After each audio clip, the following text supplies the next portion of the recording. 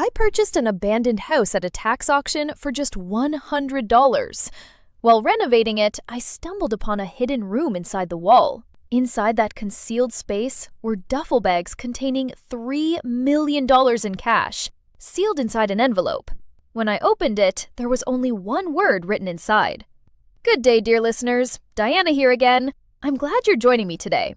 If you enjoy this story, please subscribe to my channel, like this video, and let me know in the comments which city you're listening from so I can see how far my story has reached. People often ask how I ended up buying a house for only $100. The truth is simple and far from glamorous.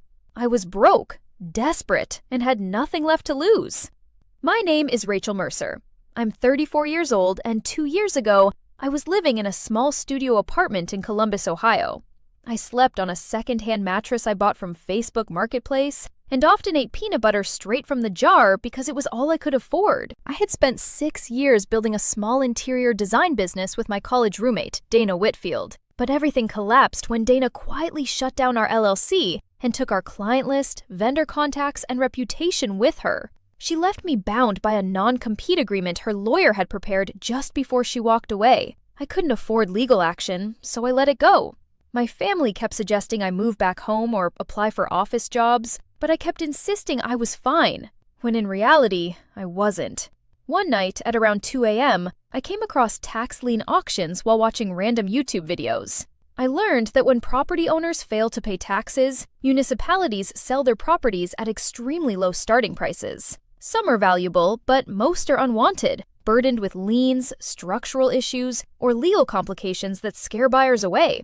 That's how I discovered a property at 414 Denore Street in Millhaven, a small town outside Columbus. It was a 3-bedroom craftsman bungalow built in 1931. The last owner, Gerald Foss, had died in 2019 without a will or any known heirs. The county had held the property for 2 years. The starting bid was just $100, and I was the only bidder. When I visited the house that same day, it was October. The street was lined with trees burning in shades of orange and red, the only beautiful part of the scene. The house itself was in terrible condition, rotted porch rails, boarded windows, and an overgrown yard. Still, the structure was solid. I could see potential beneath the decay. I decided then and there that I would buy it, renovate it myself, live in it during the process, and sell it once restored. The early weeks were exactly as expected. Dirty, exhausting, and unglamorous. I discovered damaged flooring, layers of hidden wallpaper, and decades of neglect. I repaired windows, replaced railings, and cleaned out the basement. But in the 3rd week, something unusual caught my attention. While checking the dining room wall, I noticed a section that sounded different when tapped. Denser, almost intentionally filled. My stud finder confirmed unusual density, including what looked like a door-shaped structure hidden within the wall. At first, I dismissed it as old insulation or construction oddities, but the feeling wouldn't go away. Eventually, I pried it open. Behind the wall was a small hidden room, about 8 by 6 feet. It smelled of cedar and metal. A single bulb hung from the ceiling, showing that the space had been intentionally wired. Inside were 12 black duffel bags stacked neatly against the wall. I didn't open them that night. I just sat there in shock. On a small shelf was a sealed white envelope, no name on the outside. When I opened it, I found a single card with one word written on it. Run. I didn't run, and I keep asking myself why. The only answer I can give is that I didn't yet understand what I was running from. I secured the wall back as best I could and spent the night in silence thinking. The next day, I went to the local library instead of the courthouse. I wasn't ready for official action yet. I needed information first. With the help of a librarian, I searched through old newspaper archives. Gerald Foss appeared only twice in records. Once linked to a zoning notice involving a shell company called Foss Land Holdings, and once in an obituary mentioning a former business partner, Douglas Crane. That name stood out. I also discovered the attorney listed in the zoning document, Martin Hale. I returned home with more questions than answers. The house felt different now, less like a building and more like something aware, holding secrets. The following day, I carefully counted the money. It totaled $3.1 million. I sat in silence for a long time after realizing what I was holding. A fortune hidden in a house bought for $100, connected to a dead man with no heirs and no clear history. Legally, things were complicated. Ownership of the house was clear, but ownership of its hidden contents was not. Everything depended on where the money came from and whether anyone could still claim it. The envelope that said "Run" suggested intent. Someone had deliberately hidden it and expected it might be found one day. That meant there was history behind it, and history usually comes with people attached. And that meant danger. I realized I needed a lawyer, but not one connected to the town or anyone involved in the house. I gave myself 3 days to plan. Document everything, research the origin of the money, and find an independent legal expert. But I failed to consider one thing. Someone was already watching. I eventually contacted Patricia Okafor, a lawyer specializing in complex estate and property disputes. I explained everything to her in detail over the phone. After listening, she asked a simple question.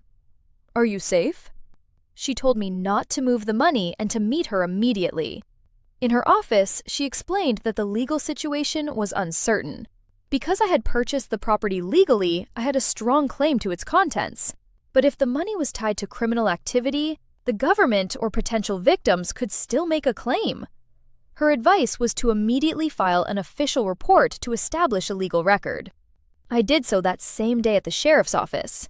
Deputy officials documented everything and brought in Sheriff Dale Pruitt. While inspecting the hidden room, he revealed something alarming. A report had been filed in 2018 about a large sum of money being hidden at the same address. But nothing had been found at the time. That meant someone had known about the money before. Soon after, I received a threatening text. "We know you found it. Don't do anything stupid." I sent it to Patricia and the sheriff immediately. Further investigation revealed connections between Gerald Foss and Raymond Crane through a shell company called Foss Land Holdings. The situation escalated quickly. Patricia filed an emergency injunction to freeze the money under court supervision, and the prosecutor's office got involved. The threatening message had been sent from a burner phone, suggesting whoever was behind this had planned for such a situation. And now, everything was officially far more dangerous than it first appeared. This wasn't a panic reaction. It was the response of someone who had been observing, waiting, and operating with a prepared strategy.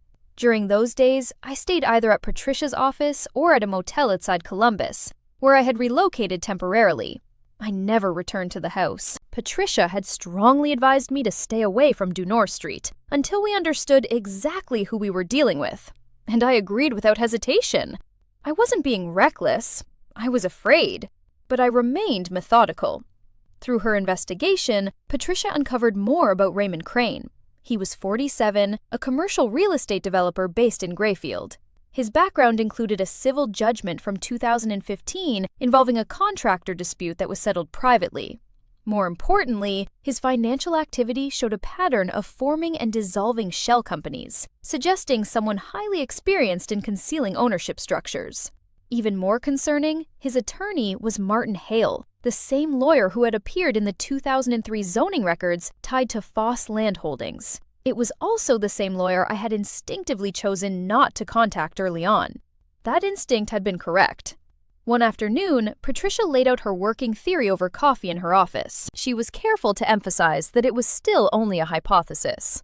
According to her, Foss and Crane likely operated a cash-based business together, though the exact nature of it remained unclear. The presence of large amounts of untraceable cash suggested activities that could not easily be processed through formal banking systems. When Crane's father died in 2017, Raymond would have expected to inherit his father's share of whatever arrangement existed. However, if Foss refused to acknowledge any agreement or withheld funds, Raymond would have been left unable to pursue a legal claim, since he couldn't openly explain the source of the money. That likely explained the anonymous tip filed in 2018, an attempt to trigger an investigation or seizure that might indirectly support his claim. But nothing was found at the time because the hidden room had already been sealed. After that, Foss died in 2019, leaving the property in legal limbo. Raymond had been waiting ever since for an opportunity to reclaim what he believed was his. Then I entered the picture by purchasing the property at auction for $100. That evening, my phone rang from an unknown number. I answered, following Patricia's instructions to document all communication. A calm, controlled male voice spoke. It was Raymond Crane. He claimed the money belonged to his father's business partner and referenced a private agreement entitling his family to half. He insisted he wasn't asking for anything unfair, only for what was rightfully his. I simply told him to contact my attorney and ended the call. I immediately forwarded the recording to Patricia. I had been recording all calls since the first threatening message appeared. Afterward, I sat on the motel bed for a few minutes, allowing myself a brief moment of fear. Exactly 5 minutes, as I had decided. Then I returned to focus. Patricia called shortly after. She told me Raymond would likely escalate, as he had no viable legal claim he could present in court without exposing himself. That meant he would likely resort to indirect pressure instead. She was correct. 3 days later, when I returned to the house to retrieve tools, I found the back door slightly open. Nothing had been stolen, but it was clear someone had entered. The hidden room remained intact under court order, but my personal files and notes had been disturbed. Someone had been searching for something, likely evidence that could weaken my position. I documented everything, contacted the sheriff and Patricia, and took photographs before leaving. At a roadside diner on Route 9, I tried to think clearly over a large cup of coffee. The question was simple. What exactly was Raymond looking for? The answer came gradually. He wasn't searching for the money itself, he was searching for proof of the private agreement he had mentioned. If it existed, it could potentially support his claim. If it existed and I had it, it could also expose the true nature of the entire operation. I didn't have it, but now I knew it existed. After that, I took 3 days away from everything, staying at the motel, sleeping properly, calling my sister, and letting myself detach from the constant tension. I needed recovery before continuing. When the 3 days ended, I returned to work. For a short period, everything went quiet. No calls, no messages, no further intrusions. Patricia warned me that this silence was not reassurance. It was calculation. Raymond and his lawyer were likely reassessing their strategy. I used the time productively. I began a systematic search of the house, going through it methodically, room by room, looking for anything that could have been deliberately hidden by someone careful enough to conceal millions of dollars in a wall. I examined vents, electrical panels, drawer linings, and basement structures.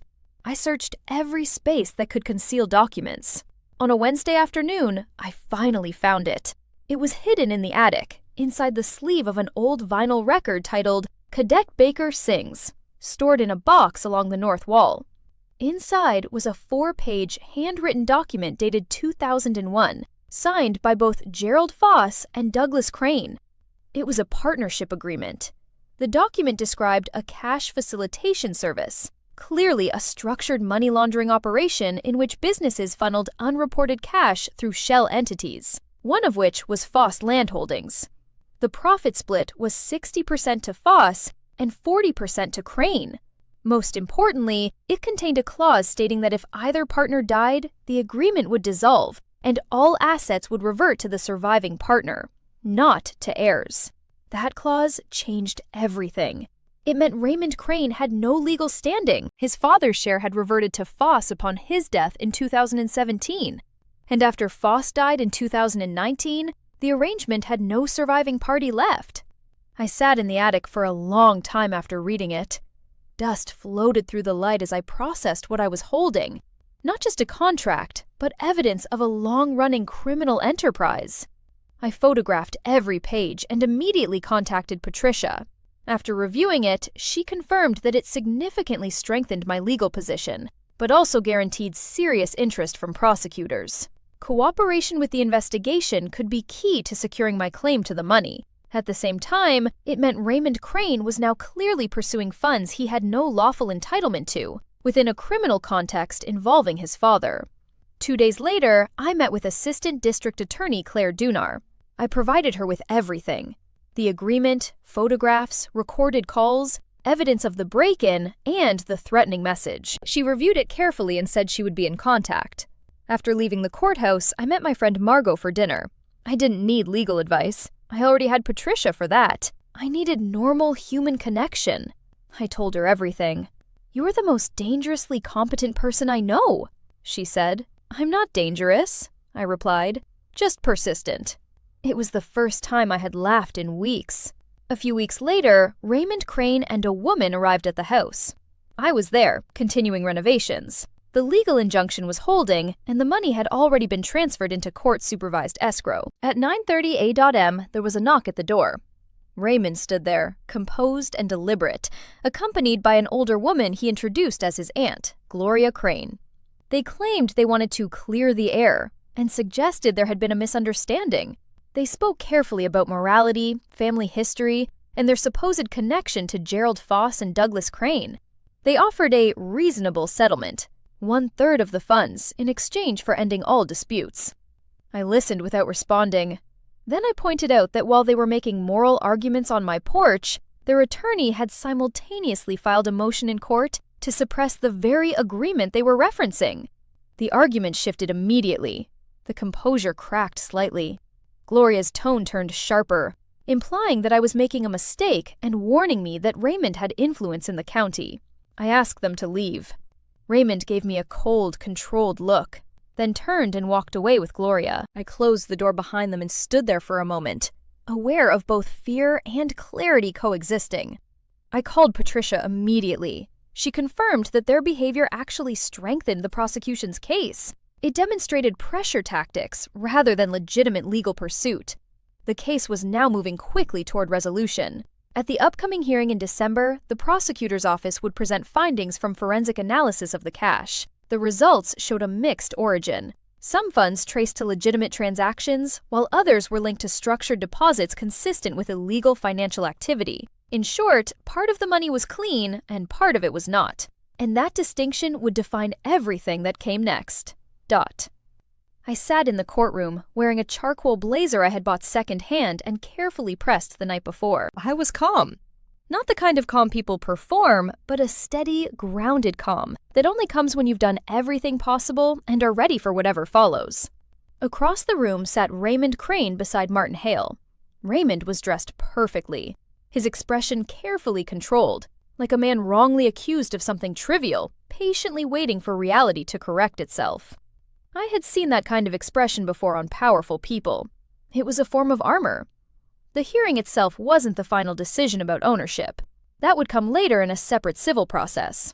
This hearing was about the criminal referral, the admissibility of the partnership agreement, and the overall direction the case would take. Assistant District Attorney Claire Dunar presented the timeline in a precise, structured manner. The tax lien auction, my discovery of the hidden room, the official report, the threatening text message, the phone call, the break-in, the partnership agreement, and Raymond and Gloria Crane's visit. Then she introduced the forensic accounting results. And then, something I hadn't been prepared for. She called a witness, Frank Sobies, a 71-year-old retired restaurant owner from Grayfield. Under a limited immunity agreement, he testified about his involvement in a cash facilitation operation run by Gerald Foss and Douglas Crane between 2001 and 2016. Frank described payment methods, operational procedures, and specific individuals involved. He identified Douglas Crane as his primary contact, and named Martin Hale as the attorney who had created the shell company structures. At the defense table, Hale went completely still. Raymond leaned toward him and whispered something, but Hale only gave a subtle shake of his head. Then Dunar added more. She stated that a second cooperating witness, also under immunity, had confirmed the same operation and further provided documentation showing that Raymond Crane had been aware of the business as early as 2014. That witness also confirmed that Raymond had received a payment of $80,000 in 2015 tied to the enterprise. That was when Raymond's composure changed. It didn't collapse, but something inside it froze. The mask was still there, but it had cracked in a way that was impossible to hide. Hale placed a hand on his arm. The judge asked for a response. Hale stood and began, "Your Honor, my client categorically denies." The judge cut him off. Given the evidence presented, the court ordered that the State Bar's Ethics Committee be notified regarding a potential conflict of interest involving Hale's firm and its role in establishing the shell companies, as well as his current representation of Raymond Crane. Hale nodded once and sat down. Raymond stared forward, jaw tight.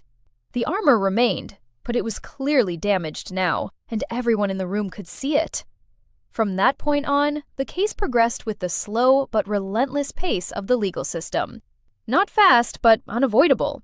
Within a week, Hale withdrew due to conflict of interest. Soon after, the State Bar launched an investigation into his firm. Raymond hired new counsel from Cincinnati, who immediately began exploring settlement options. There was none. The criminal case proceeded on 2 charges: witness intimidation and receiving proceeds from an illegal enterprise, including the $80,000 payment documented in evidence. Frank Sobey's testimony held. The second witness also held. Raymond's new defense claimed he had no knowledge of his father's activities, but the documentation and testimony made that position increasingly unsustainable. By March, Raymond Crane pleaded guilty to 1 count of receiving proceeds from illegal activity. He was fined $200,000 and sentenced to 18 months of supervised release. He did not go to prison. That was difficult to accept at first. It felt insufficient compared to everything that had happened. But Patricia reminded me that supervised release for someone in his position was still significant. It meant public record, professional restrictions, and lasting reputational damage. The civil case over the money concluded in May. The final ruling was complex, but Patricia explained it clearly. Roughly $900,000 was determined to be directly tied to illegal activity and was forfeited to the state. The remaining $2.2 million could not be conclusively linked to criminal proceeds and was awarded to me as the lawful owner, since I had legally purchased the property, and there was no valid competing claim. $2.2 million. I read the document 3 times before it felt real. I called Patricia from her parking lot, barely able to speak coherently. She laughed softly. "You earned it," she said. "All of it." I sat in my car for a long time afterward, watching the trees outside her office shift in the early summer light. And I thought about everything that had happened. The motel rooms, the diner on Route 9, the attic, the hearing, Raymond's expression when everything collapsed. I also thought about the word inside the envelope. Run. Gerald Foss had left that warning behind, not because he escaped, but because he couldn't. The money had been too deeply tied to everything he built, but he had still left a warning. I hadn't run. But I hadn't been trapped either. I called my sister and told her I had something important to explain, that it was a lot, but it was okay. Gloria Crane was questioned by investigators, but not charged. Her threat was serious, but not enough on its own for prosecution. Still, I had documented it, and it became part of the official record. Raymond's business began to unravel shortly afterward. His development projects lost financing, partners withdrew, and within a year, his company collapsed entirely. That wasn't something I caused. It was simply what happens when hidden structures are exposed. I didn't take satisfaction in it beyond a quiet acknowledgement that consequences rarely stay limited to court rulings. I finished renovating the house the following October, almost exactly a year after I first tapped that dining room wall and heard something strange inside.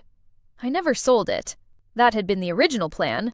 Fix it, flip it, move on. But somewhere along the way, the house stopped being a project and became something else entirely.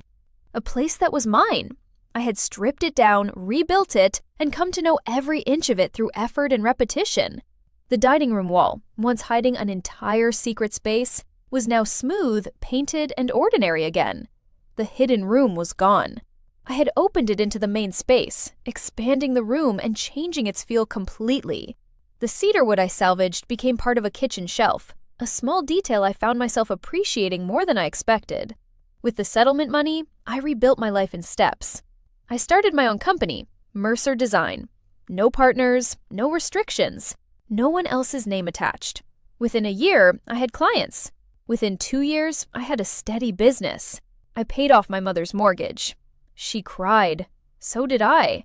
My sister, who once sent me office job listings, took me to dinner and said she had always believed in me. I let her believe that version of events. Margot became one of my first clients, and her apartment project later appeared in a regional design feature. Sometimes I thought about Dana Whitfield, not with anger anymore, but with distance. She had built something from what she took, as I had built something from what remained. She existed in a closed part of my memory now. Not gone, just no longer active. Raymond eventually left the county. His company dissolved. His name surfaced occasionally in connection with broader investigations, but he was no longer central to anything. Martin Hale's law license was suspended pending ethics review. I never learned if he returned to practice. Patricia sent me a bottle of champagne with a note that simply said, "Well done." I kept it. The house on Denore Street looked the same as it had the first day I saw it, but now it was whole.